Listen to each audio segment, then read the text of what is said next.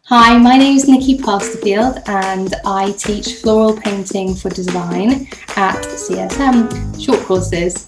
So what we look at on the course is broken down into 5 topics or 5 days, and the topics are 5 key styles that I've found from working in the fashion and interior sector to sort of never really go out of fashion.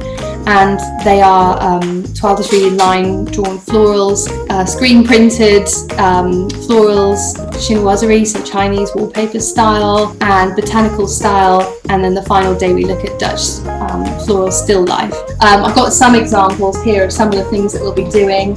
Chinese florals. This is just some of my own work that I do using the skills that we'll cover on the course. So the course is designed for people of mixed experience with art.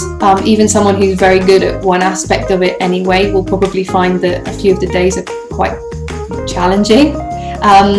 But basically you can actually join the course with fairly little experience of drawing and painting, and I'll get you up to that level because we start with the techniques in the morning and we build them and then you go and create your own artworks. So I would say the course is for anybody who's interested in acquiring a toolbox of techniques. So that could be that you want to illustrate a book, or you want to make a floral calendar, you're a tattoo artist, you want to get into decorative art in interiors or fashion textiles.